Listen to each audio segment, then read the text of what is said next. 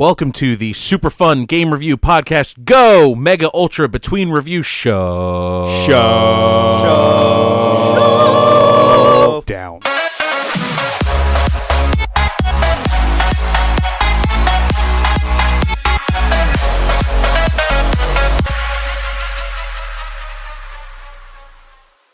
Welcome to MUBRS.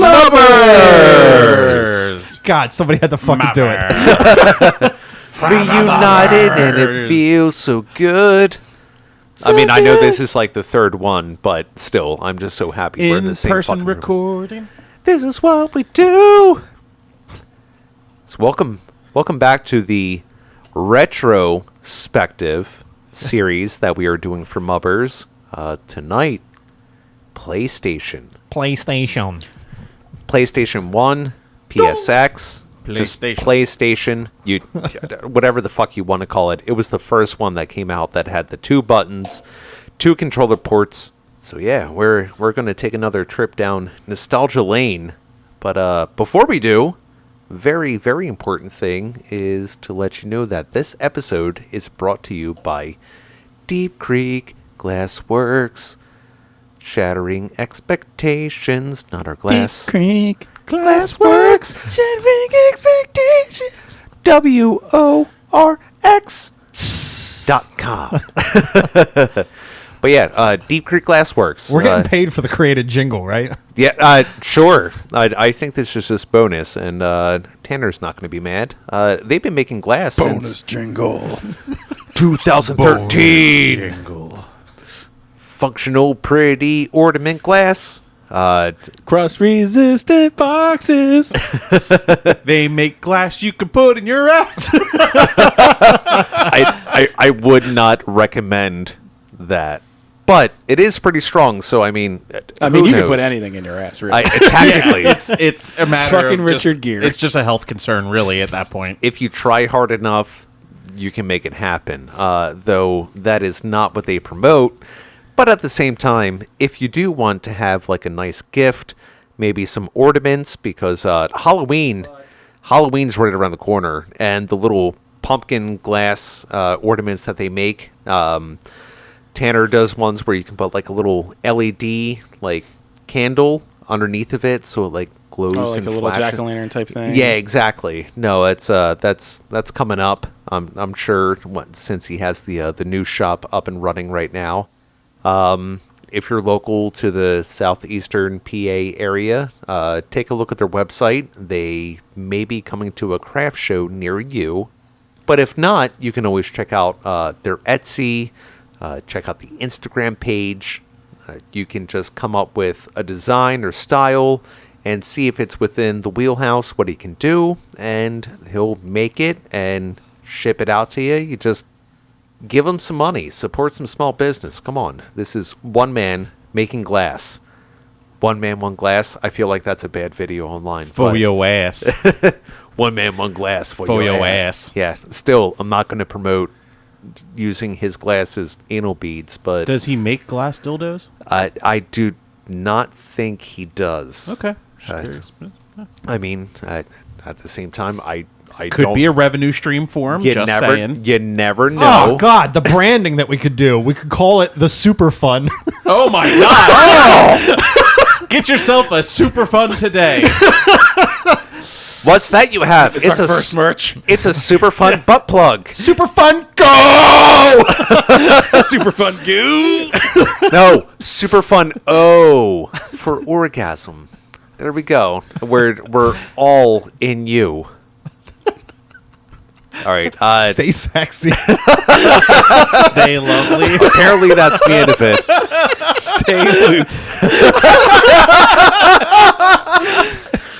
All Make right, sure well, you do some stretching and Kegels. Yeah. Oh, Kegels are important. So number one, off of that. Sorry, Tanner. Number two,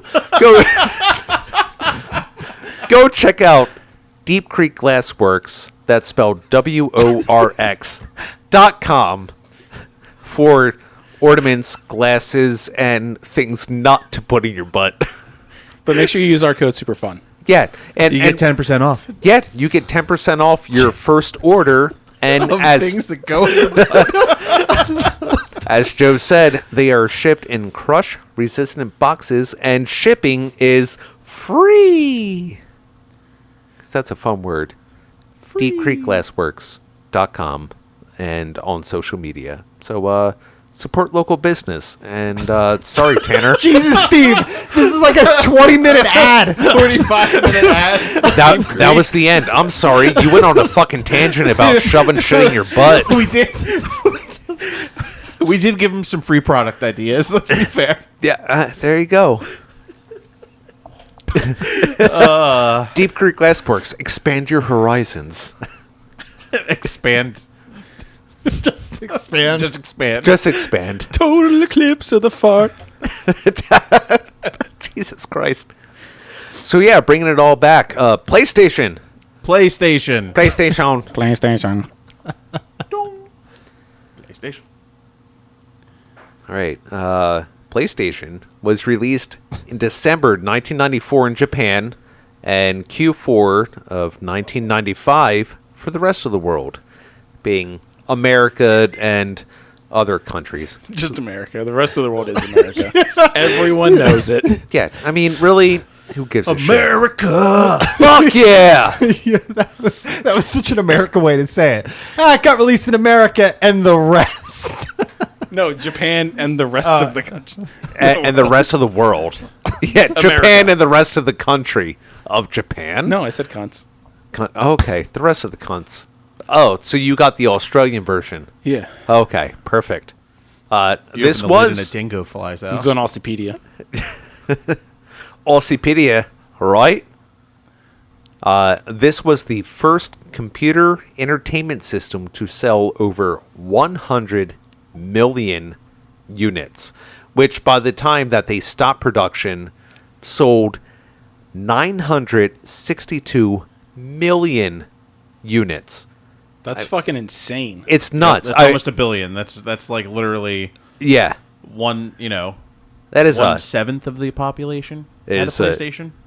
Current population, not even like... Yeah, not at the Yeah. time of Not like even the 20 years ago. Yeah. early mid 90s. I mean, they only stopped selling PlayStation 1s like, what, Last year. 2007 or something? Actually, they stopped production in March of 2006. Okay, so yeah, I was pretty damn close. Yeah, no, you're pretty on there. And, Right before the launch of PS3. Yeah. Yeah. No, it kept going. And from what I found on the wiki, which seems to be a little bit weird from what we were looking at, but the high number is like a little north of 7,900 games, but the list that you find online is like just short of 5,000 games. It's 4105. It's weird. It's almost like 4,000 games are missing. I looked at that page and it was just like...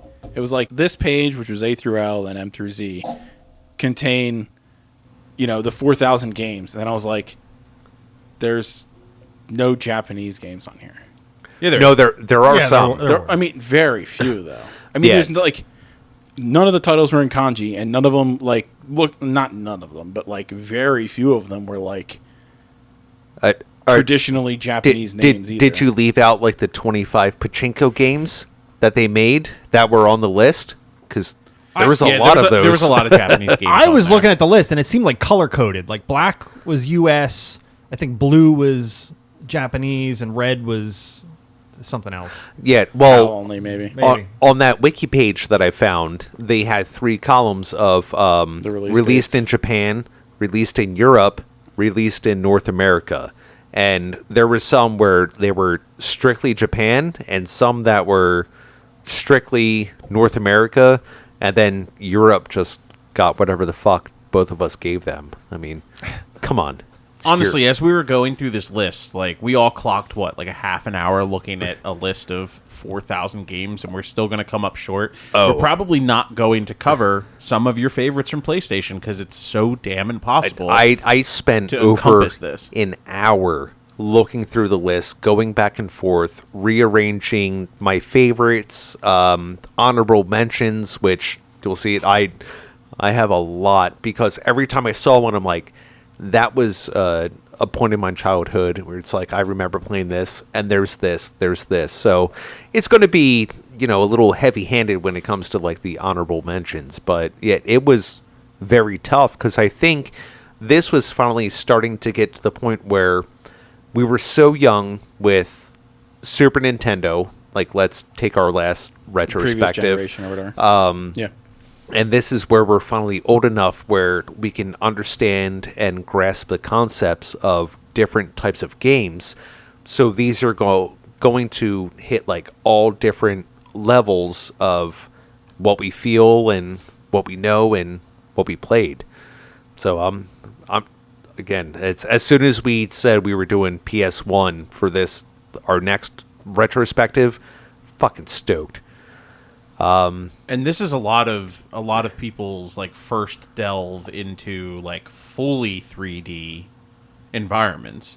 Like I know like the Super Nintendo had some, but it wasn't to like this level of detail, like where you're really moving in and out of a foreground and background and things like that. Like it was unless you were, you know, a PC nerd in 1997 or 96 or 95, like you weren't well versed in 3D games. Yeah, it's like the only previous experience I had with this was Sega CD, which that was not so much like 3D, but at least like where it's like kicked up graphics. And then my buddy Dan, who was like full on PC as like early teens, and that's where I got, you know, a little bit of experience with, you know, that whole genre before PlayStation actually came out.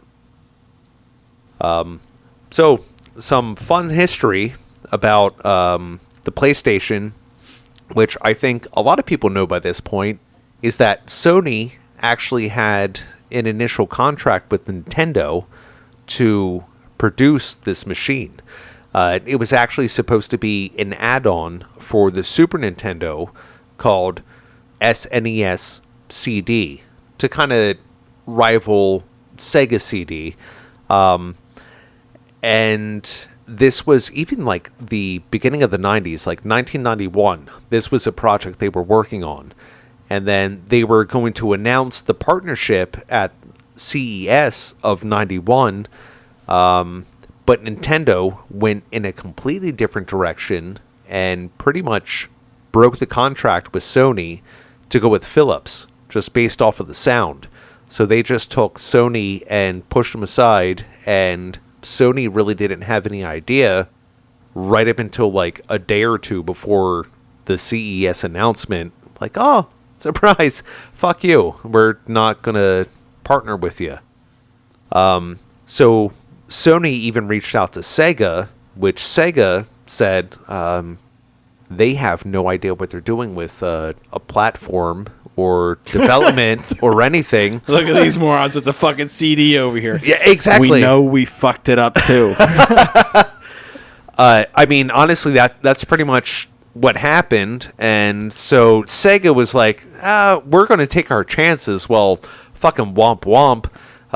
Sony ended up killing the industry, and Sega just kind of like And was dust in the wind. Someone called Kansas. They stole their song. Yeah, Sega to compete really tried to overreach and made the Dreamcast a system that was ahead of its time. Yeah. And just it flopped. Yeah. The big thing that Sony had going against them, though, which actually still turned out benefiting overall, is Sony had no in-house developers, which, you know, Sega wasn't wrong. Is like, they don't understand how to put games together. So Sony relied heavily on third-party developers. And I think that was a big breakthrough just in the gaming industry of being like, okay, well, we have the hardware that can run this, even though some of the developers ran into some RAM issues and whatnot. But we have enough hardware to support these type of more in-depth games. We just need you to make them. And then that's where you start having like Bandai, Konami, and some of these other larger corporations stepping up and like, okay, we can do this.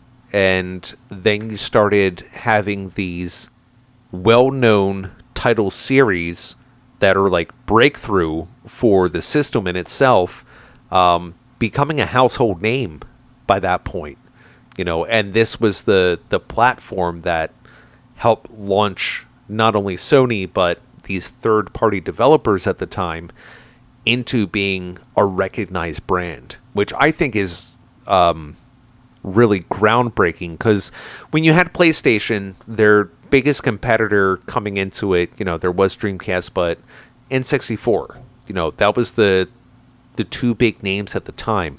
And Nintendo had all of their own, in-house developers. Yeah, they already had their trade first party and Rare. Yeah, they had their, trademark names like Mario, Donkey Kong, Star Fox that they could fall back on, and PlayStation was like, or Sony rather, who can step up and who can bring, something reasonable to the table. And that's when Naughty Dog came in. Yeah, there you go. Now, I'm wondering if this is why the PlayStation has so many available titles, because it was just basically open house for whoever wants to put it out. Not only that, but I know discs were much cheaper to produce than a cartridge at that time. You know what I think really kicked it off? So, like, obviously they had to have the third-party developers, but to me, the groundbreaking thing for Sony that really kind of launched them, to me, was demo discs. Oh, yes. Demo Demo discs discs. in the, U.S. official PlayStation magazine. And that was EGM had them too. Yeah, it was the best. I have a fucking every fucking stack month, dude. of them. Every month I was like, okay, I'm going to get 4 games, 1 level from each. I'm fucking pumped. Let's do it. Yep. Looked forward to it every month. Yeah. Seriously. And it sold so many games. I guarantee it. That was like their best marketing ploy. Oh, I used to look at the magazines at like the bookstore, like when we went to the mall, and just be like, "Oh my god!" and like shake the magazine. They had that like plastic seal over the magazine. Yeah. Be like, Game "Oh my Pro. god, what games are on this?" Game Pro, remember? Game Pro started doing that. Like, yeah. Yeah. Oh man, damn! I didn't even think about fucking demo discs. Demo discs were huge. Dude, Yeah. it was like one of the only notes I took about like the things, because I was like, this is gonna be one of those things that like everyone's gonna overlook, but it was fucking game changing. And especially once they started to, gain some ground, and then PlayStation Monthly started coming out, and they would just slide the demo discs in there, Yeah. and then it's like, hey, here's something new coming along. And they would always have like, it seemed to be like 5 different genres on a certain disc. You'd have like your platformer or your action. Mm-hmm. You'd have a sports game. You'd have some type of like demolition derby or something else. And it just kind of like, they just threw everything in. It's like, here's a range. Yeah. Someone's bound to pick up on one of these. And if we can just send out this cheap disc that has 3 minutes of playtime, that's going to lead into like a $60 sale. I remember one big thing that the PlayStation magazine did was they would get like the AAA games. I'll never forget. They were like, "Oh, in this demo is the first 3 hours of Final Fantasy." They were like, "Just buy the magazine, and you get this 3-hour demo, and it's the only demo on the disc." And they were just like, "Here you go," like because they just couldn't fit anything else into it, like because they had to have like the world build and stuff. Man, yeah, demo discs. That's a great addition. Yeah. Oh no. By the way, good call bringing that up, Joe. By the way, 5 of the Sony and Nintendo consoles were made. 5 of them were actually made, and one of them actually just went in auction like 3 years ago, and it went for millions of dollars. Oh, it's going to say, well, like millions and millions. But it's insane. Like it Oh, yeah. looks like a mixture of the SNES and the PlayStation. Yeah, because it's like still gray. It has like the purple buttons Yeah. on it. Yeah. Nuts. We good for stats and stuff like that? Or Yeah, is let's there get into any the hot games. points? I mean, I can't really You think. need, I mean, this is like game the breaking ones, not game breaking, but like I mean, game-changing if you're ones. going Yeah. to say this was the first system that required memory cards, because you had cartridges. did it launch before 64? it launched around the same time. You could still have save files. Only on certain games. On carts, though. Most of the carts had them. Like, the initial ones, I think, did. Okay. But I'm saying, like, for... As an absolute requirement, yes. Yes. Yeah. Yeah, like, if you did not buy a memory card, then you just had to play through the whole game to get to it. That was a short window of time. Nope. I'll go into a story about that later. Oh, I meant like in generation of console-wise. I just felt Without like... memory cards, you mean? Or there was only like a tiny window where like it was like PlayStation 1, PlayStation 2, Dreamcast, Nintendo 64 was like half and half. GameCube had one, didn't it? They did. It was optional, though, to have one for GameCube, I believe. Xbox GameCube had was one. the same generation as PS2, though. Yeah, Xbox. The first Xbox had one. So did the 360. Okay. 360 had a memory card slot.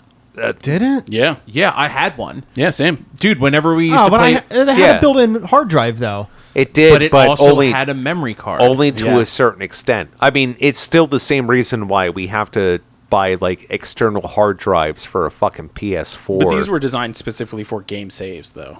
yeah, Because it was the only way you could transfer a save from like a 360 to a 360. yeah, Right, and it was also the easiest way to carry your profile around with you, because signing into your profile on someone else's console was a fucking nightmare. Okay, that's why so I always used to bring yeah. my memory card over to your place. So that's where I will say at least it's okay. Maybe So- it wasn't first because I think Dreamcast and PS1 came around the same time. If anything, Really? I think PS1 came like a month after Dreamcast. It was either Dreamcast or Saturn. Double check that. Like it wasn't much because I know Sega had to. When did you say PS1 launched? 2004. PS1. 2004 in Japan. 2005. 94? No. Yeah, not 2000. I'm sorry. 94 in Dreamcast Japan. was Was 98. 98. Okay, so it must have been Saturn then, because Sega Saturn. Dreamcast came like in the middle of the two generations. Okay, It was so it was a weird it spot must for have been them. Sega Saturn because I remember reading an article. Saturn came out 94. after PS1. Okay, because Sega had to drop the price point of the Saturn from $399 to $299 to Fuck. keep up with. It launched at that price Yeah, Yeah. back in the 90s. yeah. Yeah. Holy fuck! PlayStation was $300 buying a when fucking it came cat. out. Yeah, I know. It's like I only know one person that had a Saturn. I knew nobody. No, not a Saturn. So I don't actually know if Saturn had memory cards, but all I know is Yeah. that Sega had to drop the price of whatever console was out, which would be the Saturn, to meet the demand of what PlayStation was offering, and Not surprised. it didn't hold up. Yeah. I mean, come on. What do we talk about these days? PlayStation or Sega? All right. Do we have any maybe distinct memories we want to that aren't game specific? Yeah, I thought we were going to Mine do are like game specific. Like, I have a story about when I got my PlayStation. by all means. So it was Christmas morning, and this was in 1997. So I was like a late adopter to it. I wanted one for so long. Me too. And, Me too. And like I didn't get one till the PS1 Slim was out. Oh, I had like one of the original Fat Boys still, but it was like right before the Slim started coming out and stuff like that. So my dad was notoriously bad at giving gifts. And there had been like some issues. So Oh, it's Harry's N64 story. So my dad shows up, and he's got like one small package with him. I was like, okay. it's Harry's Story 2. And One small package. And I forget what was going on. My mom like told me to like grab something from my room or something like that. So I like went in my room real quick. I came back out, and my dad gave me this thing, and I open it up, and it's a pack of socks, and I was like, cool. And then I noticed that there was like t-shirts underneath, so I like pulled the t-shirts, and out drops Game Day 98 for PlayStation, and I was like, Dad, I don't have this. Mom, can I get a PlayStation? Is this? And he's like, oh no, we'll have to return it. And then he just like reaches down and lifts up the skirt of the couch that he's sitting on, and there's just a big present underneath. I grab it, rip it open. It's a fucking PlayStation. I literally ignored both of my parents as I was like hooking it up. I couldn't fucking believe it. And I sat and played Game Day 98 until I passed out. My mom said she came into my room. I had the controller in my hand, and she said the starting line, because I kept getting delay of game penalties. I was back on the end zone from like what looked like it was like, oh, it's 1st and 99. Like I fell asleep playing that game, and like it was magic. I think he also got me a NASCAR game because like he and I were into that one. It's like our bonding thing. But like I played Game Day 98 for just, it had to have been 10 hours straight. Just like Jerome Bettis on the front cover. Like, oh man. Did you? I'm going to ask a game specific question, probably because it's not going to come up later. Did you do any full races on the NASCAR game? Oh yeah, the ones that take like 3 hours. Yeah, like a 300 lap race. Yeah, yeah. I did a couple of those too. I did one or two of those. Yeah, NASCAR 98. Yep. I've got more long-term racing stories to bring up a little bit later. Nice. But to go off of your experience, my first, my PlayStation came at Christmas. So I got this little TV that had like the, audio video hookup in front. It's supposed to be a gaming TV. And then my next present was Final Fantasy VIII, because I had played this with my brother-in-law almost at the time, whatever it was. And I was excited. It's like, oh, well, this is a great game. I don't have this console. And then I'm sure Harry's going to jump in here. It's like, oh, my dad said, well, we can, I know they rent those at Blockbuster, so we can just rent the system for you so you can play it on your new TV and whatnot. I'm like, all right, you know what? I'm still happy with that. I got a TV. Here's a game that I've been interested in. This is neat. And, Christmas is going on for a little bit longer. And it's like, oh, did you check around the back of the couch? I'm like, no. He's like, oh, go take a look. I'm like, yeah? He's like, go take a look. So I go around the back of the couch, and there's like this bigger box. I unwrap it. There's the PlayStation with another like 2 presents behind it, which is a controller and a memory card. Because thank God my stepbrother-in-law at the time said, you need to get him a controller and you need to get him a memory card. It's not going to work without that. And I remember hooking it up in the back room of my future stepmom's apartment, like, and just playing Final Fantasy for like the rest of the fucking day. Steve, it's time for dinner. Okay. No, you need to come after dinner. Okay. No, okay. No, Steve, really, shut it off. Bring it in here. Yeah, bring it in here. I'll eat here. I can't. I have to get to the save point, Dad. Okay. Bucket's full. What is that? I don't know. Do what you need to do. Come out for dinner. We're having ham. I'm like, oh, okay. Save point. Go get ham. Go get ham. Yeah. Consume the ham. Yes. The ham. But that was my, my introductory to like my PlayStation, and that's something I will not forget.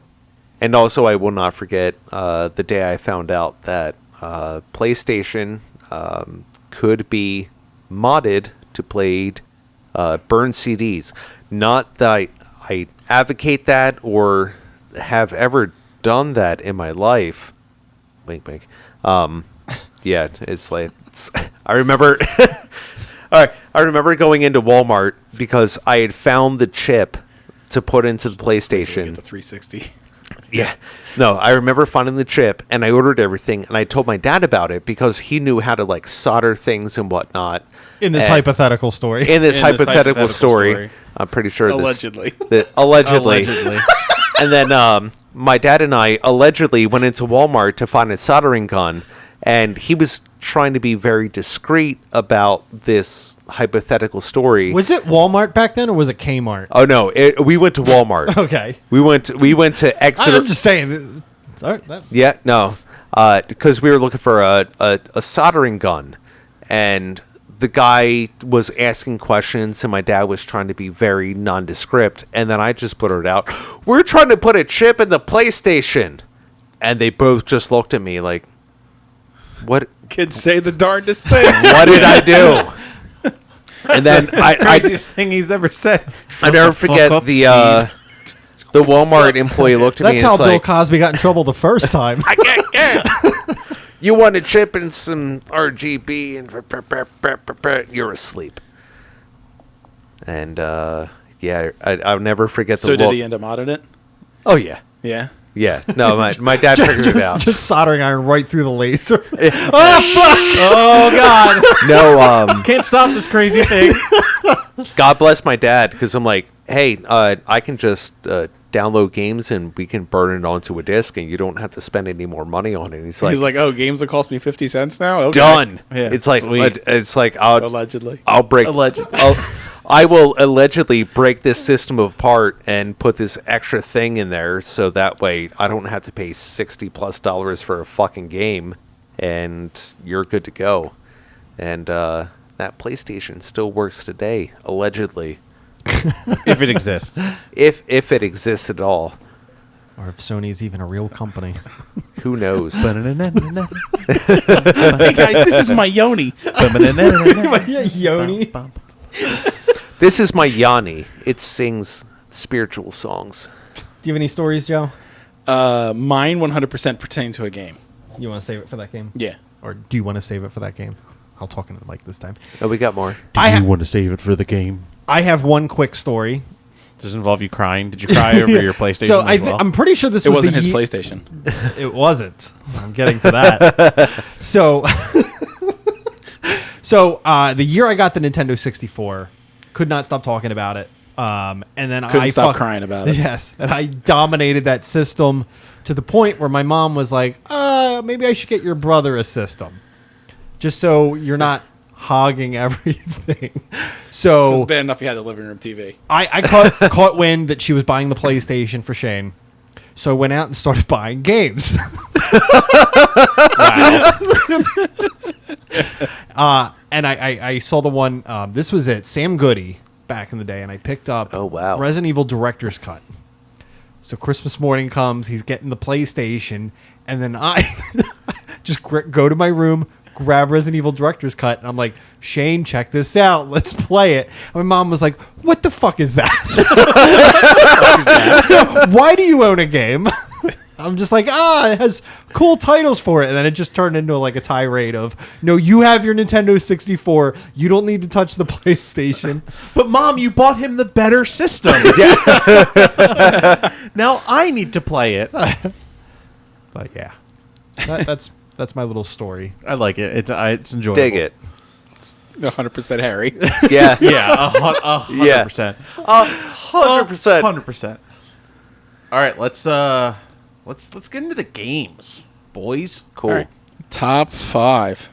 All right. Oh, we're I'm going to go first. right in Okay. top 5? Yeah. Okay. My top 5 was something that I thought about bringing up in like the initial like console like history thingy. Okay. So my number 5 is Grand Theft Auto London 1969.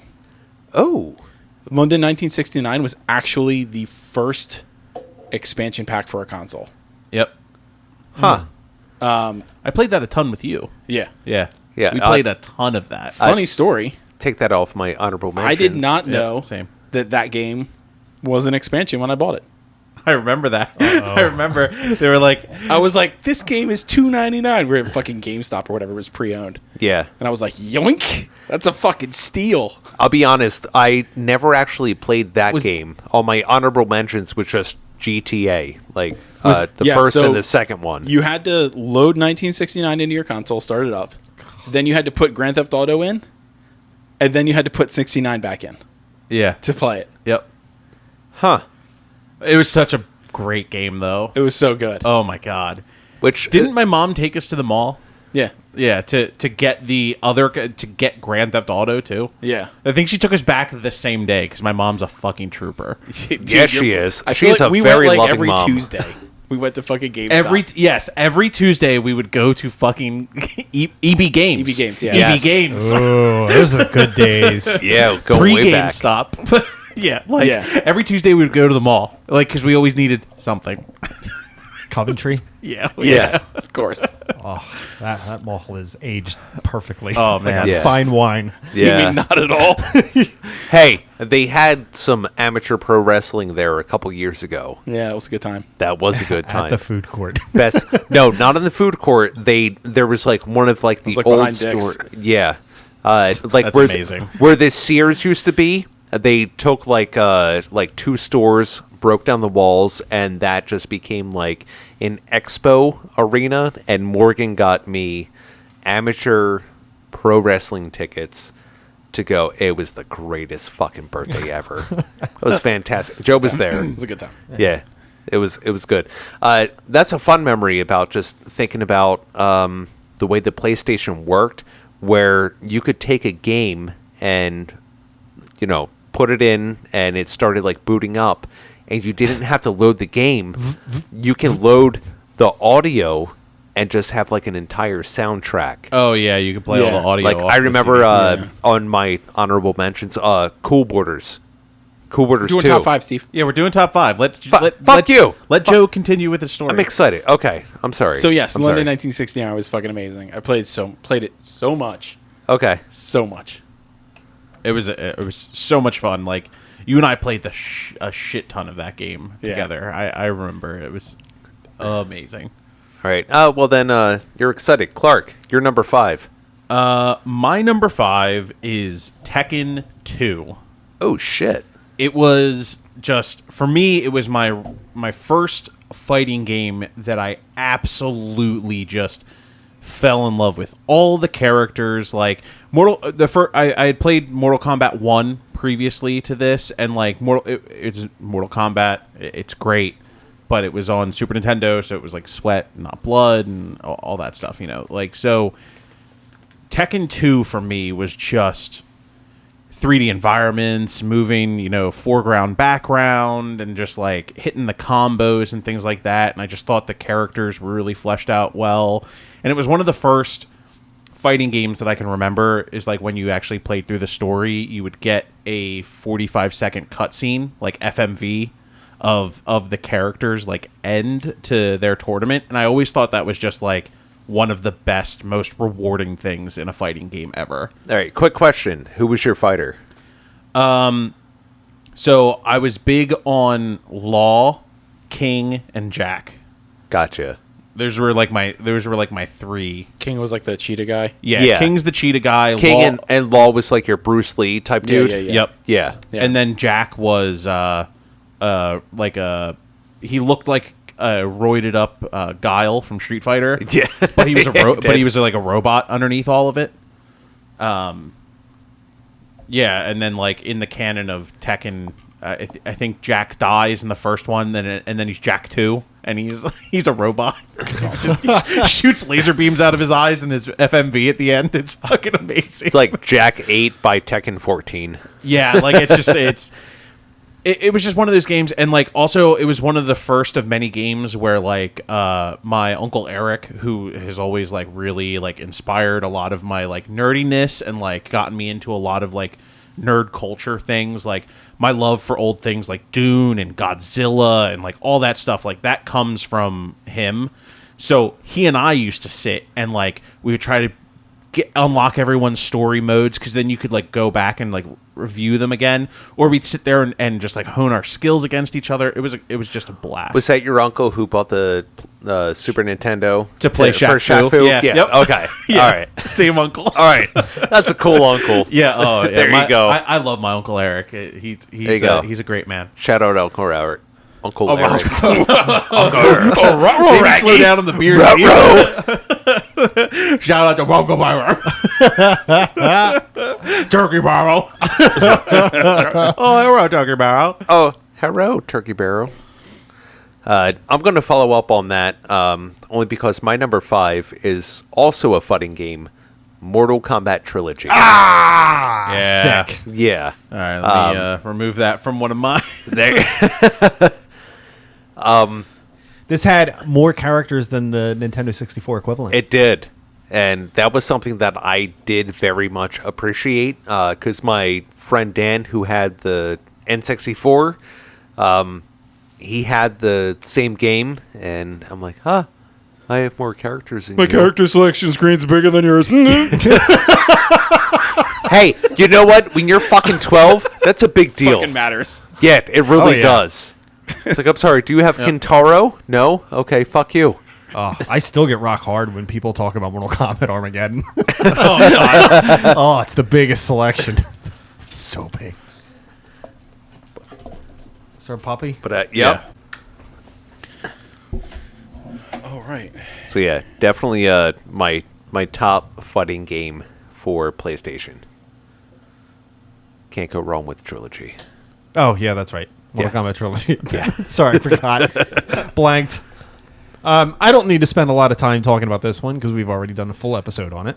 Parasite Eve. Number 5. That's yeah. a top 5 for you, really? Yeah, absolutely. Love that Wow. game. Love Nice. that game. All right. Yeah. All right. Yeah. I think I really talked it up when we were doing that episode as Yes. well. I really enjoyed that game. I'm going to remove it from my. Is that the game we tried to buy at Target or at Kmart that one time? I believe so.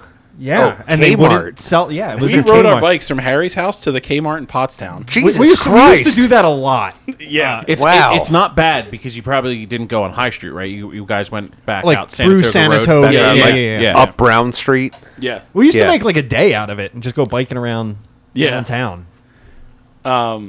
We went all the way out there and went to buy it, and they were like, "Yeah, no, you need an adult." And we were I need an adult. We just rode our bikes like 12 miles to get here. and they're like, I don't give a fuck. Yeah, basically. And I think your mom took us back out. And got it later. Yeah. Yeah. No, sorry. Tipper Gore made you have an ESRB rating. It's Mortal Kombat's fault. Yeah. But no, really enjoyed that game. Fucking- And at some point, I am going to bring up the sequel for the podcast. I don't think it's going to be as good as the first one, but it's one of those that has been on my to beat list for Years. years. So There you expect go. it to come up in another Okay. year or two. All right. All right. After everything I put you guys through, I won't be mad at that. Yeah. Don't look at me like that, Joe. So that's my number 5. He's so mad. All right. Who wants to go start with number 4? Everybody's looking at me, so I guess I'll go number 4. Yeah.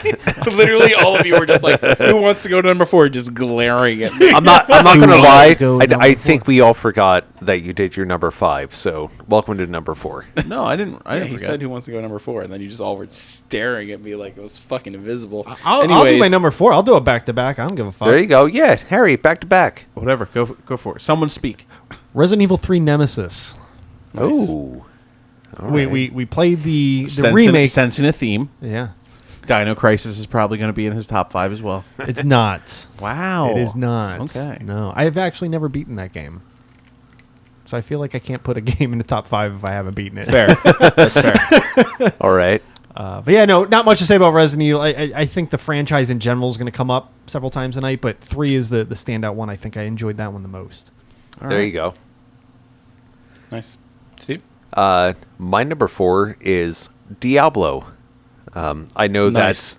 that's been on like multiple platforms. I just know that this is also kind of like a memory game because I would just sit there and play and dungeon crawl my way through, and my mom would just sit back, have her Bacardi and Pepsi, and just watch me play games, and she got enjoyment just being like, oh, he's enjoying himself. There's a story along here, and just killing shit along the way. And I remember myself and my friend Kyle, we would just bulk up our characters. I think both of us were like the warriors, and we just kind of like kick through, and that'd be like late night sleepovers up until like 3-4 o'clock in the morning, and just kept ripping through this game. Nice. You know, ironically, I have never played Diablo 1. Really? That's Really? surprising. Yeah. As the biggest Diablo player of the four of us, that's surprising to me. I always like keep thinking, I'm like, I really need to go back and at least like play the campaign once. And I for some reason, I just don't. I really should though. Side note, Diablo 2 Resurrected open beta is next weekend. Yeah. Okay. I've got a thing with Blizzard right now, so we'll see how that goes. A lot of people do. Yep. Yeah. Yep. Very cool. Yeah. You're like only the second person I've ever met to actually play Diablo on PlayStation 1. I didn't even really? know it existed on PlayStation 1. I played it on PC. Yeah, I same. own it on Well, PC, and that's the only one I've played. Gotcha. The first one? Yeah. Interesting. Yeah. Did you get the battle chest that came with it for Diablo 2? I own 4 battle chests.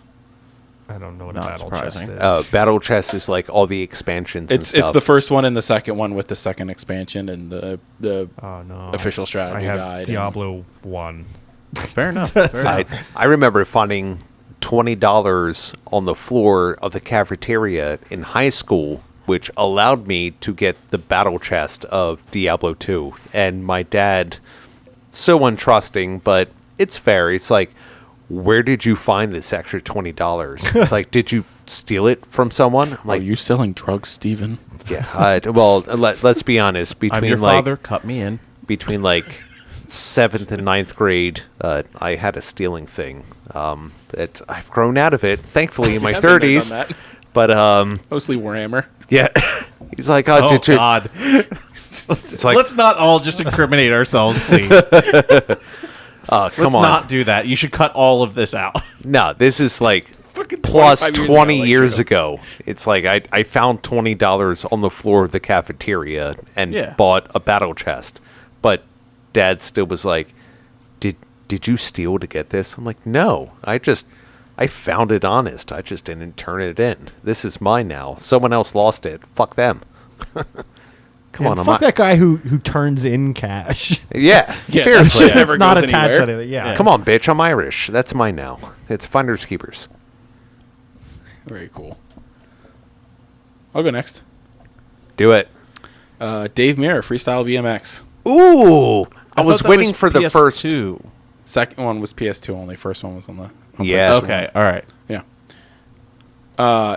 Pretty innovative as far as like PS1 was like the first like game for like really getting into sports games, and Dave Mirra's Freestyle BMX was like over the top because you could combo tricks together, because you could do like a knack where you throw your legs off to the side and a bar spin at the same time. Like you could like do both depending on your combos. So it wasn't just like in Tony Hawk you could do a kickflip.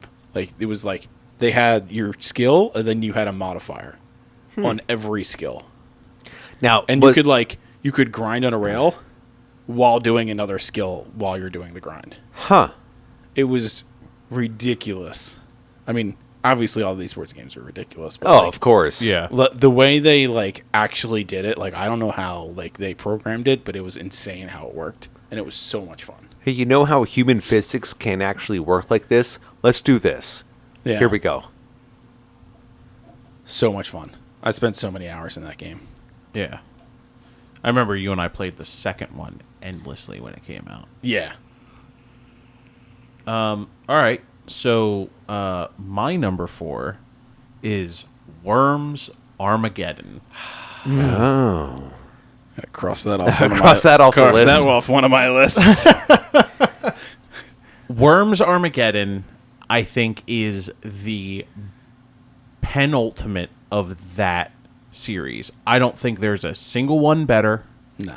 I just think that game is fucking magical. I played that for years. As long as I had my PlayStation 2, I was still putting that disc in every once in a while and fucking playing that game.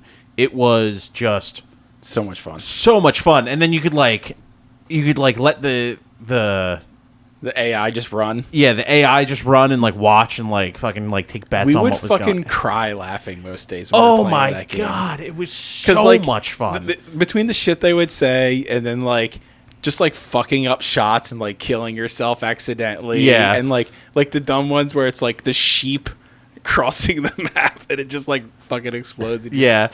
It like bounces off a tree, comes back at your character, blows you off into the water. Like, oh my god, that game was just hours and hours of just endless fun, and I never had a bad moment playing it. I could be getting decimated, and it was just still one of the most wild things. I absolutely loved the character generator as well. Yes, you could fully generate a team. I forget the name of the team, but Joe auto-generated this one team that had the funniest fucking names ever, and we wrote them down so that every time Joe would play, he would have this team of just like the most ridiculous people. It was, I have so many fond memories of that, and like to have it at number 4 on this list is like, it was tough for me because it was higher, and then I came across a few other games. It was just like, I can't. Yeah, the top 3 is just yeah. I mean, it's hard to nail down an actual top 5. It really was. Yeah. All right, Harry, what you got? Number 4. I already did my number 4. You went first for number 4. Number 3, Harry, go. Number 3, Harry, go. Again, we did an episode on this. I think there's a lot of these. As a theme. Yeah. Legend of Dragoon. Just stands out. I think we talked about that. Go Power Rangers. I'm removing that from my games that define the console. Really? Wow. Okay. Yeah. 100%. I know I said this before. I never played that game before, like, the podcast episode. But I can see why that stands out as being like I remember grinding a lot as a kid on that game and just like, I want to get all the Dragoon levels and fucking... It's quintessential and Harry. At the time, those boss fights were insane. Like, difficulty-wise. Sure. I don't think I brought it up in our review of that. I can't remember if it was you or Clay Wickham, but we were all playing that game at one point. Like, we were all simultaneously playing that game. And someone spoiled for me that Rose was the black monster. Oh. And I don't remember, but I stopped playing. I immediately, like, that was like the first time I played it. I just like stopped playing for months. I was like, I can't. It might have been Clay. It might have been Clay, because I don't think you were big on spoilers, Harry. I don't know. It could have been me, because I was really into that game. I remember how I know we had it around the same time. We were playing it at the same time. I don't know. It could have been me. If it was, my bad. No, it's fine. I mean, it's fine. I played and beat it. It later wasn't me. Because of you, so, you know. Got him back. Got him! Steve, number 3? My number 3, Tony Hawk's Pro Skater. I knew that was coming. Holla. Yeah. Is that your number 3 as well? No. No, that's... I'm just number 1. I'm just gonna also say that is also my number 3 is Tony Hawk's Pro Skater. Not only just for I'll even just say it now. On my honorable mentions, I have 3 Extreme, which was like basically the X Games game. Yep. But this was on a more detailed level. Not only that, the fucking soundtrack changed amazing. my entire outlook on music at that time. It was like, oh shit, all right, well, okay, Pay Religion, okay, Goldfinger, okay. It's just Social D, Rage Against the Machine. everything. I think it Ramones. shaped all of Yes. our. I think it shaped all of our. We all kind of dig that same type of music still, even, and it's like, Oh, yeah. it's just one of those things like that game at that time just hit right. Like it was just. well, never hey, I never bass, really looked how it low up. can you go? Death Row, what a brother know. I never really looked it up, but I wonder if they did the 2-minute like time attack based on track length. Maybe. I don't know. That's Because a lot that'd be of interesting. punk songs are like They're 2 minutes, 2:30. 2:30. Yeah. Maybe. Yep. Yeah. Yeah, that's a really good point. Because it sets the tone for the game 100%. Like Yeah, it's- between those and fucking throw some Public Enemy in there, it's like, holy fuck. I remember going to Kmart in Pottstown, and they had a kiosk for Tony Hawk, and I played the demo Warehouse. You know, Yep. Bucky. It was Bucky Lasik and or Bucky Lasik and Chad Burnquist. Muska. what's that? I think it was Bob Burnquist. And Bob Burnquist. Yeah. Yeah. And I kept playing it over and over and over again. And I was there with like my neighbors, and I literally asked them, I was like, I have money at home. Can you buy this for me? And I will pay you back as soon as we get to the house. And they were like, no way. They were church going folk. You know, okay. Like they were like, they heard the music and immediately were like, nah. This is the devil's music. I said, hey! Yeah. No, that's Satan. So it was it was later in that day when I convinced my mom to like come back. Like took me to Kmart, got the game, and just the rest is fucking history. Again, your mom is a saint. Yeah, my mom's awesome. She's a good woman. But yeah, like Tony Hawk defined, like the Tony Hawk game defined so much of like my musical tastes and things like that. It's just wild. Yeah, I mean, I personally couldn't skateboard worth shit, but Neither could I. I had fun on a skateboard, but I couldn't actually. yeah, like, no, skate. I could Yeah. like move. That's about it. It's like, oh, do a kickflip. My shin. It's No. like that. It's not happening. Yeah, I got ollie and grind a curve. That was about it. Flip tricks, no. Yeah. I could do little ground tricks, no like flip tricks or anything like that, but I could like do fun things like with the skateboard on the ground. I could do the monster walk. But like, and like I could go fast and keep my balance on the board. Like I used to like bomb hills outside of Harry's house. I used to like that little hill right at the top of your mom's house. You know what I'm talking about? The Brownback. Shane and I used to skateboard there. Yeah. We'd like skate down through the S curve, past just literally down Limerick Center yeah. Road. down Limerick Center Road, middle of the road. Shane and I would just be like skating as fast as we could and just like bombing this little like S turn. It was like so much fucking fun. But Yeah, I was going to say, not out of the driveway. That's gravel. yeah, That'd no, be very not difficult. definitely not out of the driveway. But yeah, like that game just resonated on a hardcore level. Dig it. So since you guys went, I'll do my number 3. My number 3 is the second game that I tried to beat without a memory card and was almost successful. Final Fantasy IX. Oh my God! Jesus. Without a memory card? Yeah, I got most of the way through fuck? the third disc. Jesus Yeah. Christ! What happened? Fucking shut off. Wait, were you pausing it and walking away, or were Oh, you just yeah, it like, was oh just damn, on I for gotta weeks. sit for 36 hours straight? No. Yeah, it was just on for weeks. Joe Senior, why the fuck is this still? I'm sorry, Joe Junior. Why the fuck is our electricity bill so goddamn high? It's negligible. I remember how it got powered off. You were over at my place, and a thunderstorm came rolling through, and you were like, "Oh my god, my PlayStation's on!" And you were running home, and like the power went out at my house, and I just see Joe still running towards his house.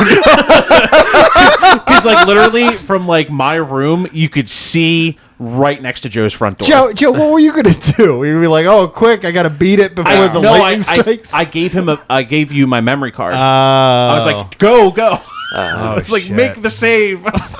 And the power went out as he's running home. It was just like, oh, fuck. Wait, so is this when both of you were in Fox Ridge Yep. by that Yeah, point? yeah, Okay, okay. yeah. He could see my house across the soccer field. Oh, yeah. Oh, Like, I could gotcha. literally Yeah. see, like, the front no like, shit. bay window of his house. Okay. So I see him, like, sprinting past, like, the opening through my court. That's and right. just, No! Yeah.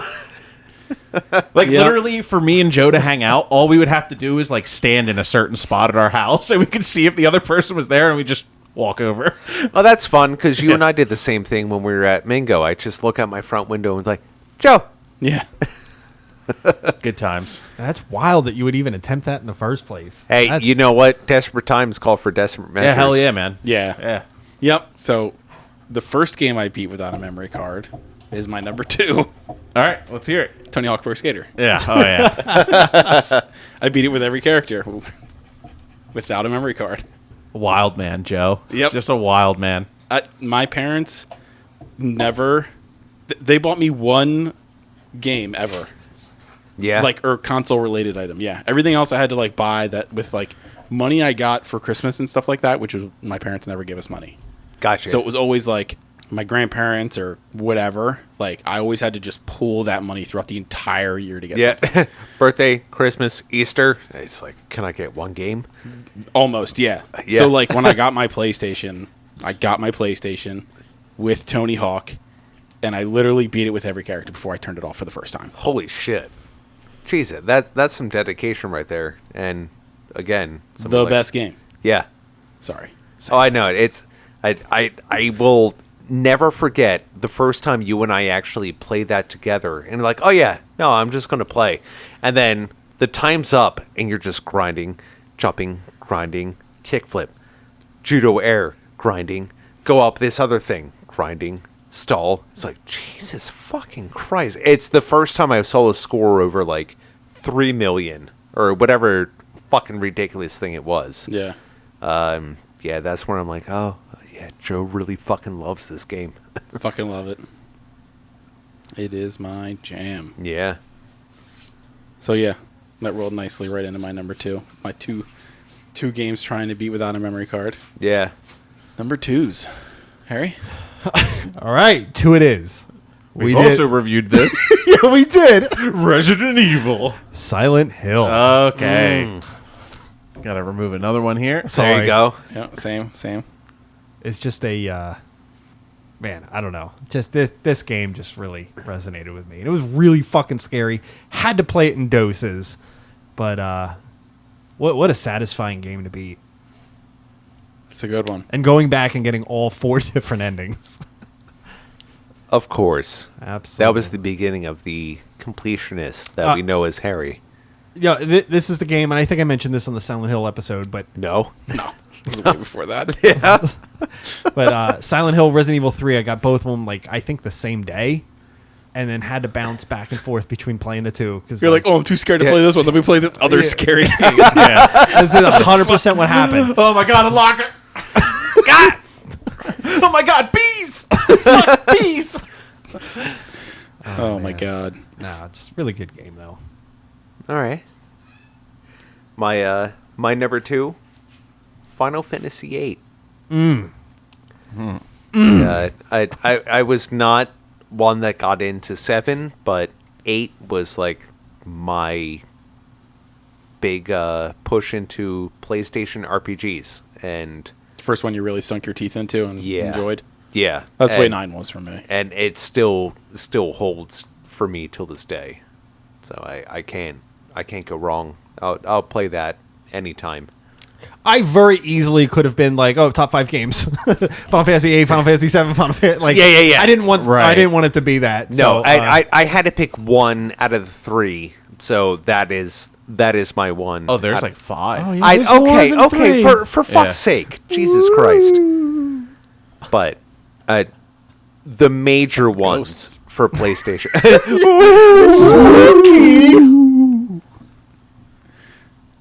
Eight is for me.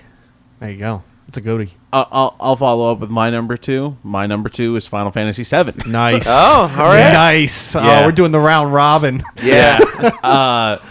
Yeah, Final Fantasy 7 was like my first real dive into just the hardcore RPGs, and just it has always been a staple. I've always had at least one RPG that I've been actively playing, like, and just it's a masterpiece. Yeah, there's not much that you don't already probably know as a listener about Final Fantasy 7 that I'm going to sway your opinion on it. Mm-hmm. Have any of you guys beaten the remake yet? I have not. I wish somebody would beat it so I could talk about it with somebody. I haven't actually played the remake. I platinumed that bitch. Really? Yeah, absolutely. I'm like halfway In 2 through. weeks. I've needed to reinstall it on my PS5. PS5. Gotcha. I played a good portion of the demo, and that was about it.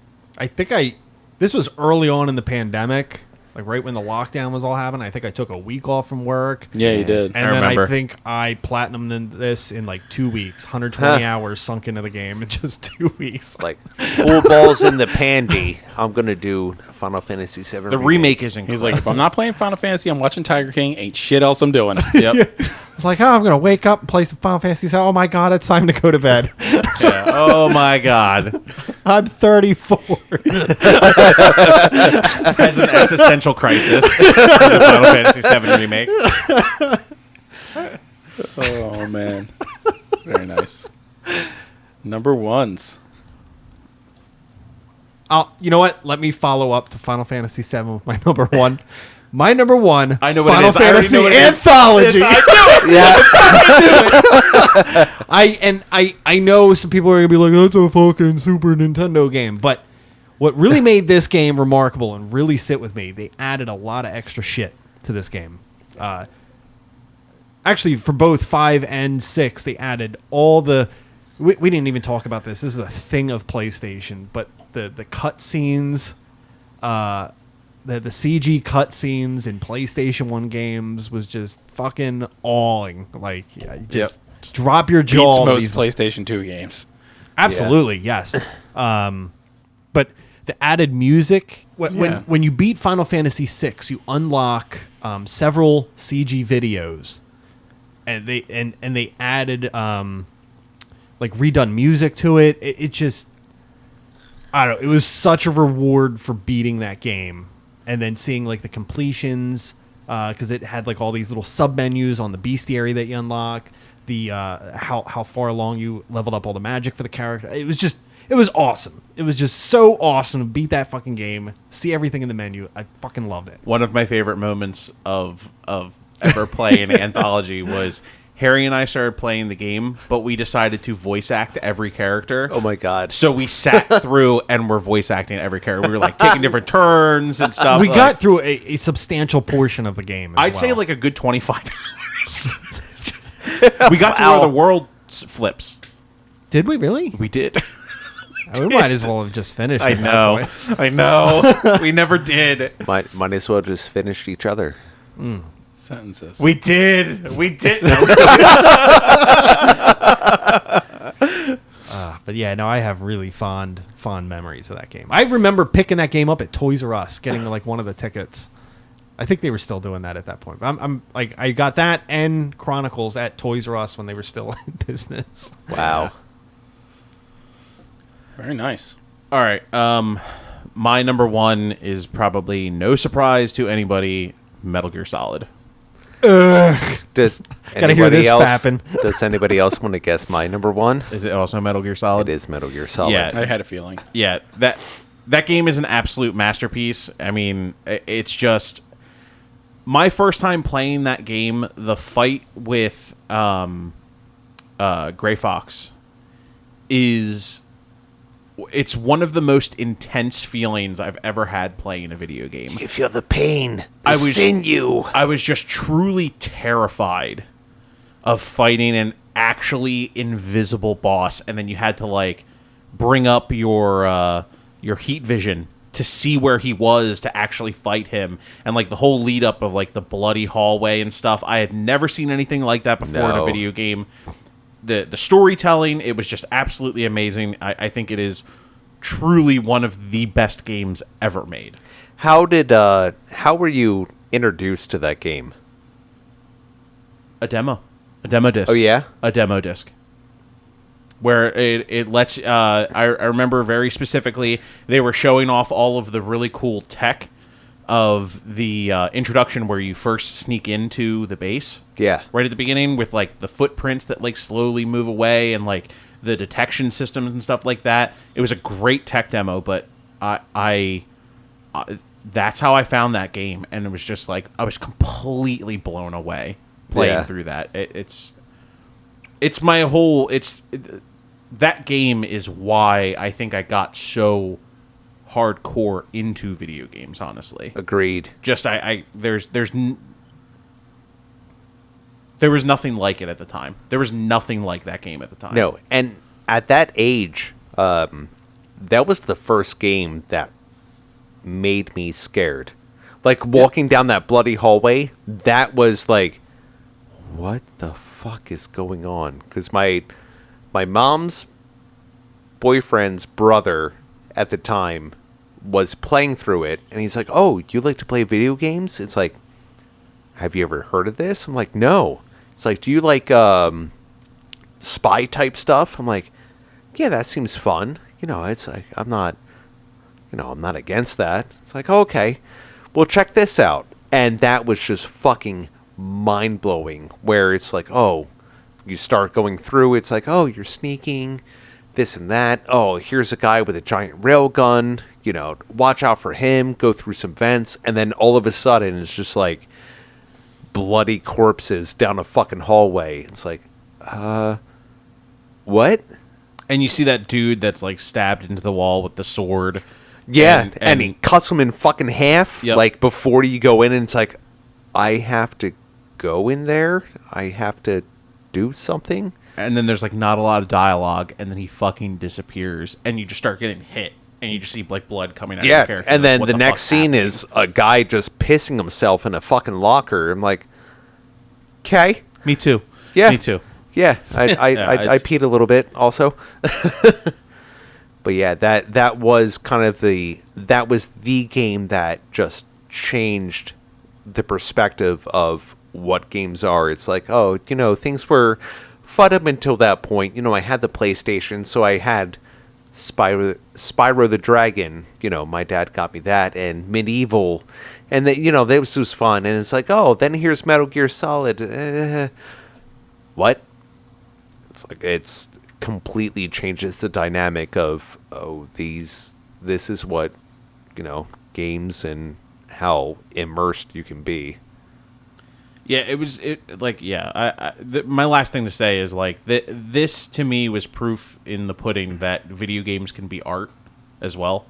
Like I really honestly saw that in this game. Like that's kind of what my awakening of that game was to me. It was just like you can make something that is just art in a game.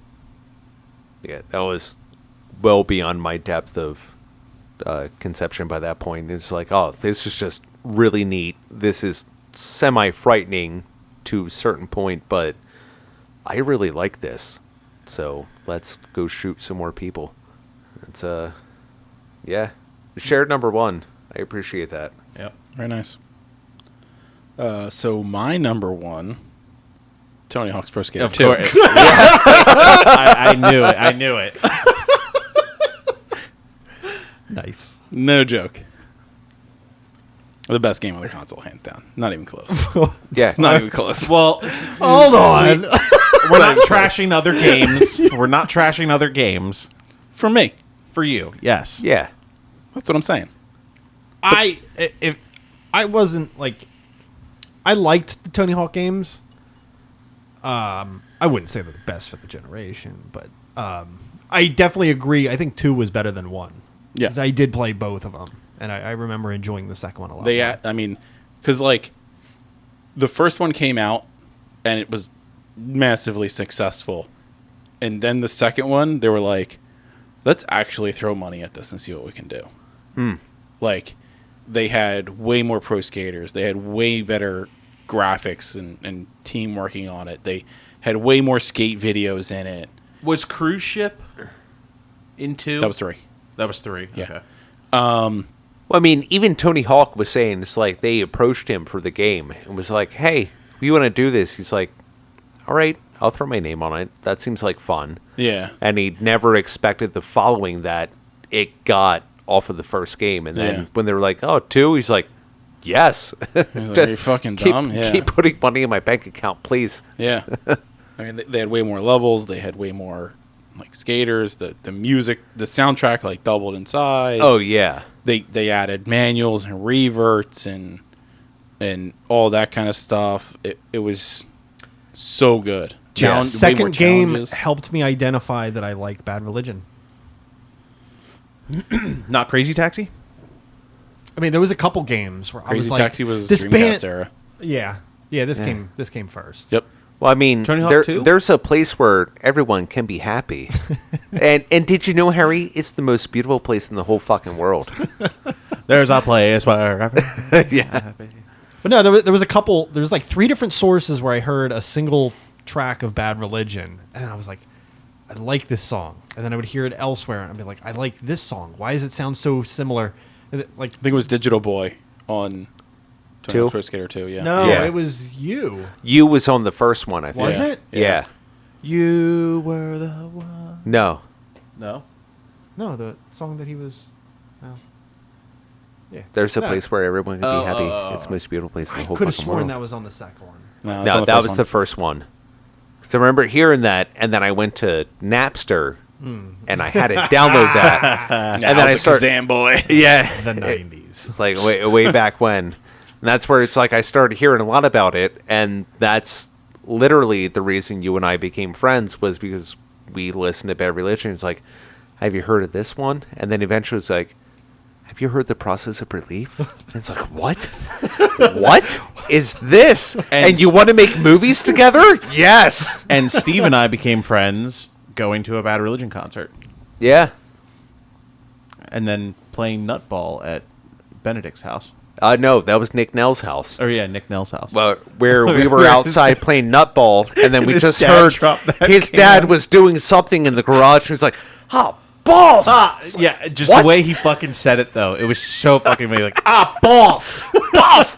balls. Like it was just, it's just like, oh man, good times. Yeah, good indeed. times. That's why Steve is forever immortalized in my phone as titties, because we were talking about how much we wanted to see titties at the Bad Religion concert. Yeah. I remember seeing titties at the Bad Religion concert. Yeah. Right in front of me, and then the whole crowd went, ah! It's like all excited. Yeah. Oh no. Oh no, they're. All right. So, Should we ramble through some honorable mentions? None of mine got talked about at all. Oh, shit. yeah, I did not remove any from the honorable mentions. I deleted 2, so that leaves me with about 12 right now. Just go through 5. We don't have time for that shit. No. Well, I mean- why don't, we could just ramble off some and then pick 1 or 2 to talk about. Okay. All right. I just want to get shout-outs to some. Just, Yeah. You know what I mean? Yep. Okay. Well, since I have a stupid long list, let's do this. Legacy of Kane, Soul Reaver. Anybody play that one? Yep. Just do games that you think we wouldn't talk about. Yeah. Okay. Talk about whatever you want. I don't give a shit. All right. Fuck it. Thank you, Harry. Just don't try to fly But by not like all the of it. obvious ones. Okay. That's what well, I'm saying. I'll just run through the list and then you just say something that pops up. Gex the Gecko, Medieval, which I think is a great game, Mega Man Legends, Need for Speed, Hot Pursuit specifically, Okay, that's one of mine. NFL Blitz, Yep, that's on my list. Oddworld, Abe's Odyssey, Road Rash. I would Yep, like to it's talk up about there. Road Rash real quick. All right, let's do that. I got this out of one of those. Remember those deals where, buy like 8 CDs and get something. Yeah. Yeah, Yeah, like the yeah. Columbia House. Some Yeah. stupid Yeah. shit like that. I Yep. remember I got Road Rash for free because I don't know, my aunt or my mom was doing one of those things, and they're like, "Oh, you could just pick a game for free," and I was like, "What? What? A free game? A free video game? Oh, Are man. they stupid? And that game was trash, but I had a lot of fun with it. Yeah. Oh yeah. But I'm not going to say it was a great game. That's why it's not No. my top 5. Yeah. But it does stick out in my memory. Exactly. That's why it's in honorable mentions. Not a great game. Fun. A lot of fun, though. Yeah. Did you want to build on that at all? Oh, I have a great story that maybe we shouldn't share. Who got molested? Yeah, I don't. Remember the contractor story? Was that day? Yeah. Oh, what? Sorry. Oh, what? What? I'll share it. Yeah, maybe after the podcast. We just Because cut all of this I awkwardness need out. to hear this if Yeah, it's now I this need to know. uncomfortable. Yeah. Okay. All right. That's for after. Let me times. keep going. I think that was my first foray with Road Rash. It's a plumbing story. Okay. Wow. Okay. South Park Chef's Love Shack. Because I fucking Ooh, love you it. want to say that one again? South Park Chef's Love Shack. Okay. All right. Chef's Shack. Chef's Love Shack. Chef's Shack. Chef's Rorschach. And then Siphon Filter. Yes. Ooh, Siphon Filter is I a had good just one. written that one down when you guys were talking about Metal Gear. I Yeah. was like, yes, Siphon Filter. I totally didn't think about that game. Yeah. I forgot to put Hot Pursuit in my it's like one that I thought about while we were like sitting here that I put in my honorable mentions. Hot Pursuit was an amazing fucking racing game. I used to play that with Ashley all the time. I used to play wow. just a fuck ton, just in general. Remember her? Yeah, kind Sorry of. for your loss. I got Hot Pursuit for my. I got hot buns. I got hot buns. I got a bitch that makes wicker baskets. I got Hot Pursuit for my 5th grade graduation present. Huh. I just remember playing Hot Pursuit in my buddy's dad's camper, and he had ran electrical out to it, and then someone just sprayed a shit ton of fart spray and ruined the entire night. That was a bad sleepover. I only have 4 honorable mentions. Yeah, Are you done your list? I only have 4 left. Yeah, no, I'm good with that. Other than Sci-Fi Filter, I play with my friend John, who was English and albino. Shout out, John. He taught me a lot. Very mysterious. How to love. It's very. How to He put on showed me sunscreen. chef's love shack. A nice guy, How to just cup the very balls. pale and red, shaky eyes. It was very interesting. Shout out John. A mongoose. He's a human. Kill snakes. I love the visual of Steve sitting there playing with a mongoose. Just be like playing video games with a mongoose and be It's like, your turn. "This is my buddy John. He's got a British accent." He likes killing my snake. I used to have a snake, but I fed him to John. That's how I became a girl. God, we're gonna get all the albino hate on the internet. Yeah, sure. Okay, all 3 of them. All right, so I have like 3 deep cuts and 1 that's a sequel of something. Go for it. Gex Enter the Gecko. Yeah, Well, you said Gex, the Yeah. Gecko. Gex, Enter the Gecko. No, Gex you the Gecko. Okay, Gex the Well, no, Gecko. 'cause that's Just the, Gex. That's the first one. That's the Okay. first one. Okay. The second one is Enter the Gecko. That game's fucking amazing. It was like one of the better platformers, and it was just him jumping through a bunch of different movie sets. Yeah. Great game. Yeah. Jackie Chan Stunt Master. What? Yep. There was a Jackie Chan branded game that it was just all like just different set pieces from all the different movies he had been in. It was really awesome. It was very challenging, very difficult, but it was a great game. Fighting Force. Yes. Fucking yes. And that was an amazing brawler that I think gets overlooked all the time when people think about brawlers, but it is just an absolute treasure of a game. Hey, by the way, I still have that game if you ever want to play it. I have do. it on 64. I do. I do No. wanna- We're talking PlayStation, bitch. I do want to play it. Okay. And this one, I had a copy of it, played it, lost the copy of it, have never been able to find it again. Evil Dead: Hail to the King. It was essentially a Silent Hill clone, just Evil Dead, and it was awesome. Oh. And I just loved Evil Dead. Like, I still love Evil Dead. Evil Dead's like just classic at this point, and it was like the first Evil Dead game. Yeah. I still haven't watched the remake of Evil Dead, and I've been meaning to. I have it on Blu-ray. If you can't like find it streaming somewhere, let me know. Is it any good? Is it worth my time? It's fantastic. Okay. It is absolutely fantastic. They're about to make a sequel. Nice. With the tree raping. Traping? Kind of gets addressed. It gets Does it? addressed. Does it? There you go. It Wow. does. It does. Wow. Wow. Wow. All right, I only got a couple here, so All right. I'll go through them before Harry jumps into his fucking 300 game list. I've been crossing them off. I've been. All right, guys. Come on now. There's still a tease lot them. left. Don't be rude. My first one, Crash Team Racing. Ooh, that's a good one. All right. Deep cut. Yep. Can't say I ever played that one. I Huge remember. karting game fan. Yeah. Loved it. CTR. Yep. Yeah. Obviously, Crash.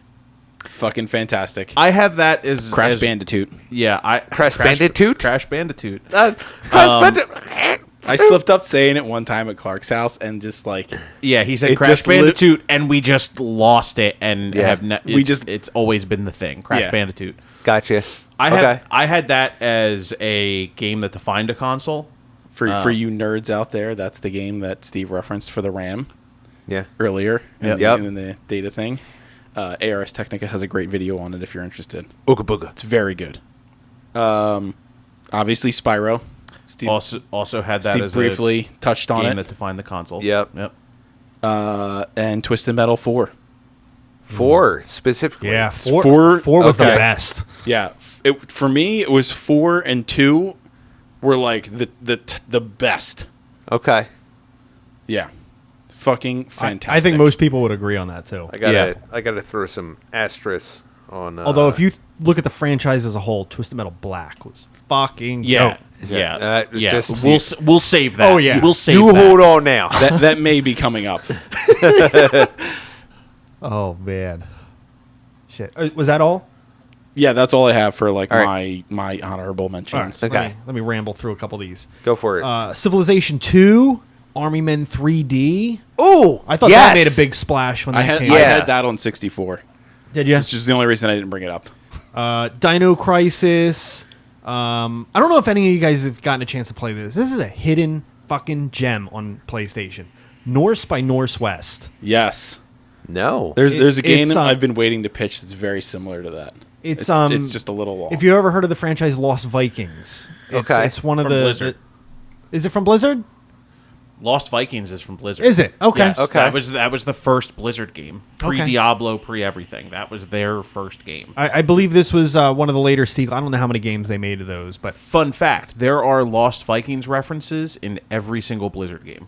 very well. If you ever get a chance to play a little of Norse by Northwest, it's a puzzle type game where you have you have 4 characters. You have to move around through the level, right? Yeah, and they each have like their own ability. Like one Right. has a shield, so you can block like a lava flow, or one can So you could like walk actually under the shield with the fly. rest of them. Yeah, because they all have Gotcha. pieces of equipment. Okay. Really cool game, and the voice acting is phenomenal. This is even before voice acting was starting to become decent. Like there was still a lot of shit games on. It's PlayStation comedy 1. gold in that game too. Absolutely, and I think they got some named actors to do the voice. I'm pretty sure. Nicolas Cage. No, who's the guy that did the Aflac commercials until he was Gilbert Godfrey. I'm pretty sure he does the werewolf in that Interesting. game. Do you like my fur? Yeah, and like I'm here. Oh, woo. all right, moving along. I think I mentioned Dino Crisis, Chrono Trigger, and Chrono Cross. Oh yes, Chrono Cross. Fucking A. Theme Park, Theme Hospital, Yep. Echo Knight. If anybody's had a chance to play that one, Ghost Story on a ghost ship. Nobody mentioned Final Fantasy Tactics tonight. I felt like that There was only one Harry here. Yeah. All right, sorry. That's you. That's you, bud. I figured that would get covered eventually. Threads of Fate, and then these last two I do want to talk about a little bit. Number one, I'm surprised this made it through the filter. Guys. Air Guys, yes. So I had Air Guys as a console-defining one. Really? Yes. Very well. Yeah, that was a fighter, especially when they're like, "Oh, we're gonna throw Cloud in there." It's like, okay, Cloud, Sephiroth, and Yuffie, I believe, are in that. Is it Yuffie? Yeah. Not Tifa? Yeah, I think you're right. I think it is yeah. Yuffie. I think it's Yeah. Yuffie. And Vincent Air might have been in there Guys. too.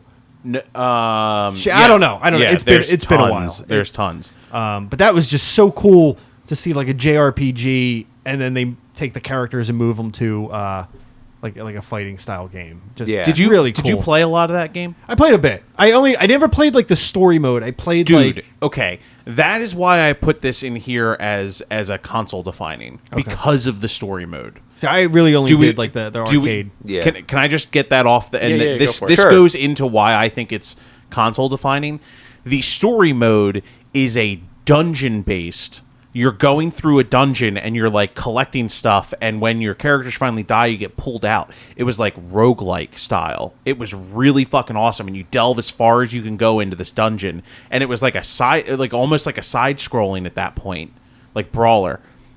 The game did so much on one disc that I think it was just absolutely incredible. And to take the brawling stance and then have characters from another thing. We wouldn't really see that again until like Marvel Capcom started doing all of their stuff. There was the X-Men versus Street Fighter. Or Marvel versus Street Fighter, which became... Or, no, it was X-Men versus Street Fighter, and then it became Marvel versus Capcom. Yes. Eventually. So, like, it's like... It's these crossovers that, like, Japan was really at the forefront of that people didn't realize that they wanted until it was too late. Like, Air Guys, I bought in the PlayStation 2 era, and I paid $55 for it, and that's when you could go get a stack of PlayStation 1 games for $2 a piece. You know, like, it was just... It was really the predecessor for the crossover. I have it in a box. I have it in a box somewhere. I think it spawned a current day franchise. They have all the I forget what they're called, but there's like a whole fighting genre of Final Fantasy lead characters now. The versus. The versus games. Oh. Where like Final Fantasy 1 through 15 currently, all the main characters, all the main villains. Still waiting for my boy from Air Guys to ever show up in one of those. I always look at the rosters of those. God Hand. He was fucking awesome. Just a robotic arm that he would latch open and shoot a missile out of in the middle of a fucking brawler. It was ridiculous. The last one I wanted to mention, I thought this kind of made a big splash when this hit as well, but Driver. Do you guys remember Driver? Yes. I do. I had it on PC. Did you? That was my first Driver PC game. and Driver 2. Yeah, I have both. Yeah, Driver 2 is where you could actually get out of the car. Yes. Yes. That was tough in Driver 1 because you really fuck up that car and that's it. You're done. That was a hard game. I'm going to be honest. And it had its very, very frustrating moments. Yeah. But that was kind of like one of the first. It was kind of like an introduction to like what would later become like Grand Theft Auto 3 with like that open city. Yeah. Just being able to hop in a car and drive through this whole city. Yeah. It was just like a really cool experience. Before that was like a pretty common occurrence. Yeah. But cool game. Good memories. I got that game at Ollie's. I got that game from A to Z Video, and then that ended up on my hard drive on another CD, and then allegedly inside my PlayStation for 50 cents. That's all my honorable mentions. Nice. I only have 2 games left. What do you got? Well, for the Divining. Defining. It's not a bad thing if you rehash some of the, or like you could list off some of the ones that we previously mentioned just to really solidify this is the console. My honorable is a list of 7. 3 series at least have it mentioned, so I don't mind. I thought we just did honorables. Or known for. Okay. Like defining. The defining ones. Okay. Yeah. Sorry. So the 3 that were mentioned, Crash Bandicoot. Or Crash Bandicoot. I agree. It definitely you cannot argue that. The other was Spyro. I agree.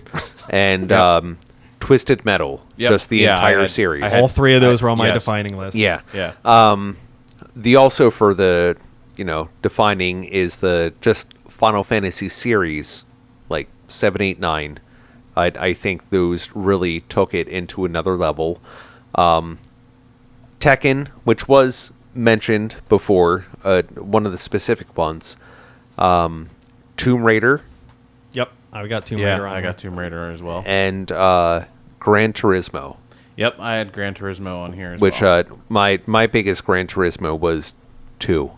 And I'll never forget Wenzel and I always going back and forth. We kept trying to build up, our own cars.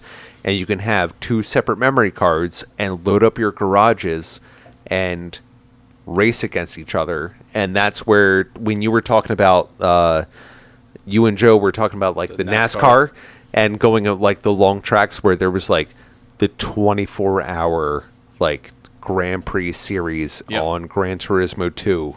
And it just never fucking stopped. And we were always trying to go back and forth. And I just remember Munzo being so mad because I had got my Vector Twin Turbo up to the right ratios where I just kept inching in front of him. He got so mad. So mad. I went on a scout trip, and we did like this exchange program where they came down. Like it was like these Canadians. They came down and stayed with us for a weekend, and then like the next weekend we went to Canada and camped up there. Yeah. But there was a third night to the trip where like you stayed at their house, and this one guy showed me, like he like spec'd out his car where it was like able to take off. What? Yep. What? There was like a very specific spec for his car where like he like tweaked everything properly with like the spoiler on the back. Yeah. And with the aerodynamics of the car, and it would actually just come off the track. Jesus It Christ. was fucking ridiculous. I couldn't believe it. It was George Grease Lightning over here. He's like, I'm going to go up, Sandy. It was one of the only things I remember about that whole entire trip. I was just like, my mind was fucking blown. I met this Canadian that could fly. Yeah, basically. Called him Goose. So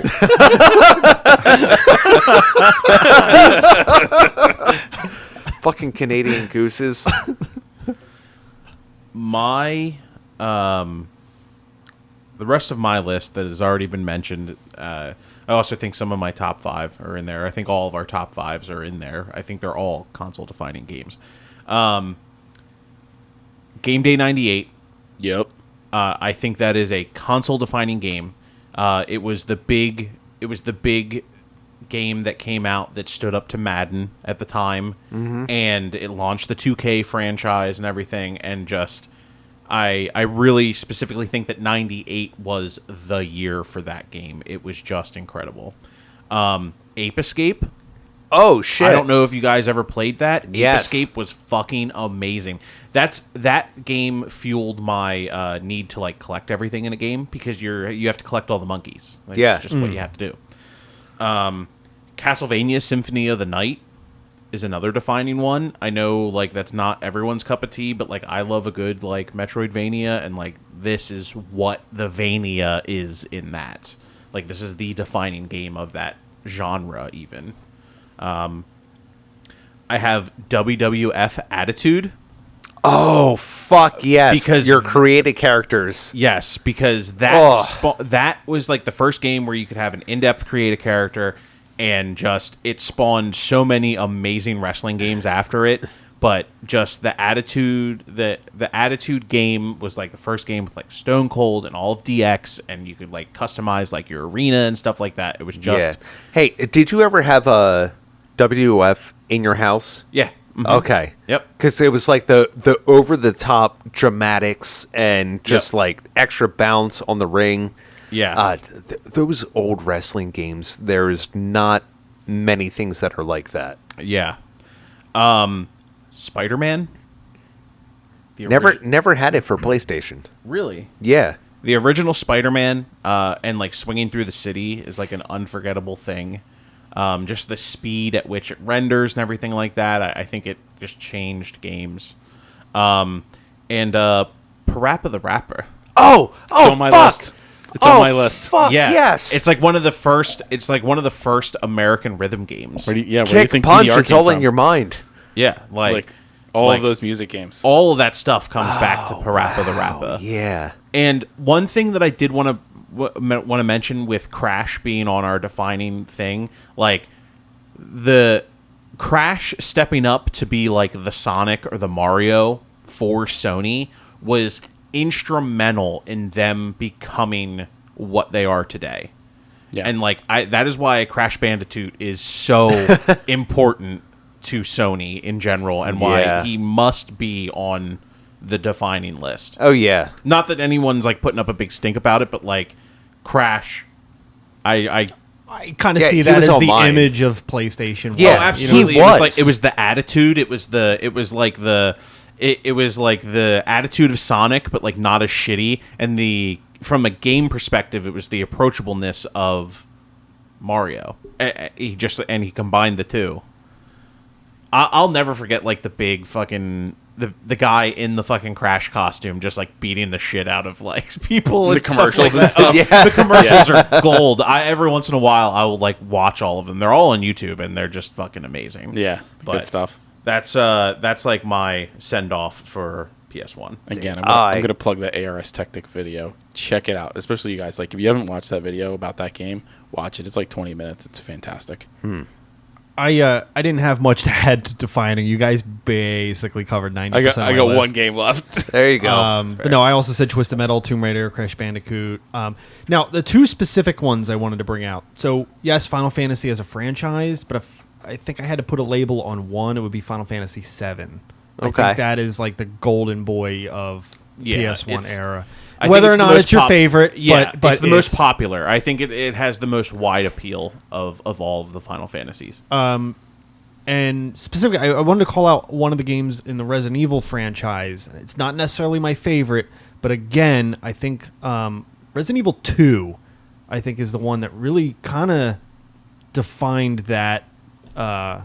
I think that really pushed the franchise ahead. Like, Resident Evil 1 is amazing. Don't get me wrong, but I think 2 is what really brought it up to the next level. I agree. I think that's if you're gonna put a Resident Evil game on the defining list, I think it's Resident Evil. Like 2. I said, Resident Evil 3 was my favorite. Yeah, but Resident Evil 2, I think, did more for the franchise. But as like your horror game standard. Yeah, and I remember kind of seeing that, like, the thick. We didn't talk about this. The thick PlayStation cases when you're like, oh, that is more than one disc. Yeah. I remember seeing Resident Evil 2. It's like you have your cases. single, and then when it comes out, it's like, are we talking it's 2, a fat 3, boy. or 4? Oh, God. I remember, like, looking at the back of the case, and you see the 4 disc symbols. And you're just like, oh, God, this is so much bang for my buck. Yep. And then you have to make sure that one of them's not a soundtrack. You're like, wait, 4 discs game. Hell yeah. Nice. So those are my defining games. And Spyro. I don't think I mentioned that, but I think Spyro kind of falls into that Crash Bandicoot. It's like an image of... Yes. So, yeah. Which I'm surprised they haven't worked him into... There is a remake. Yeah. There is a remake When they of Spyro redid- that came out. When they redid the Crash, they redid Morgan Spyro had after. even said, it's like, what about Spyro? Would you guys do like the remake compared to the original? I'm like, probably not, but... It's not where I was going. I was going to be like... Why is he not on Super Smash? Oh. Yeah, no, I just had a... Well, that's Nintendo. He's on brain fart. PlayStation. Yes. I think he's on PlayStation All Stars. I mean, he probably is. He is in PlayStation I All-Stars. still can't play it. Ralph bought it for me, and I don't have a PS3. It's like the only PlayStation I don't have. Huh. That's rough. Just rent PlayStation Now for a month. Or do a free trial. Nah. It's on there. Yeah. All right, so Shame. the only game, and I can't believe it hasn't brought up to me, is console defining Dynasty Warriors. Oh, shit. Was that on... See, Yup. I didn't start until Dynasty Yeah. Warriors 2. Yeah. So- PlayStation 2 was where Dynasty Warriors was for me. Dynasty Warriors got its kick on PlayStation 1. Huh. And that's where fucking everything just went off. Oh, shit. Sorry. There's another game that I think needs to be an honorable mention on here that I forgot. Yeah, just throw it out. Tenchu. Did you guys ever play that? Like the sneaking game? Like the sneaking assassin game? yes. Tenchu? That led to Assassin's Creed eventually. You're just like, running across like the rooftops, and then you see like your enemy, and you throw like a shuriken. Yeah, you could like throw a shuriken. You could like do like the whole like sneaking, trapping, turning into a block of wood when someone finds you and tries to kill you. Tenchu was an amazing game as well. See, going through like this entire list, I see all these games because I had a good amount of friends that had this console, and we all had like a different library of games. So it's like I remember playing something with one friend and then playing something with another, and even you just talking about Resident Evil 2 reminded me of like it's like Time Mansion or something else where it was another like horror game, but everything was based upon like a certain amount of like time from getting to like one point to the other, and if you didn't make it in a certain amount of time, that determined your outcome of whether you lived or died or another character. Clock Tower? Maybe that may have you're been it. chased by a dude with a giant like axe or a wrench. I think so. Yeah. It's like, again, I'm not 100% sure, but it's that may have been it. All right. I think that pretty much wraps up the PlayStation. Yeah. Ooh, Independence Day, dogfighting. Oh, yeah. Ace Combat. Another game that's just important to mention. Yeah, never played that for PlayStation. There's so many games. There's Yeah, so many we games. The one that everybody had, Rugrats. Yeah, I know. We know we missed some, Oh, yeah, and absolutely. if we missed your favorite game, reach out to us on Facebook. Like, post it on Facebook. Like, Yeah. I think another interesting thing to do that we should start doing is like, hey, what's everyone's favorite games for like the retrospectives when they come out? Yeah, there's only another so- 6,950 games that we missed. Yeah. So, you know, when you guys hear this, there'll be a post up like, hey, post your favorite memories of PlayStation. Yep, definitely. Indeed. All right. With that, we will see you in 2 weeks for the review of Earthworm Jim. Earthworm Jim. Fuck you, Steve. Joe's favorite. We're loving it. Ba-da-ba-ba-ba. Fuck you, Steve. Yep. Well, with that, love you guys. Stay sexy. Stay lovely. Stay safe. Thanks for listening. Be sure to follow us on social media and all streaming platforms at Superfun Podcast for more episodes. If you enjoyed the show, tell a friend about us and consider becoming a Patreon member for more exclusive content.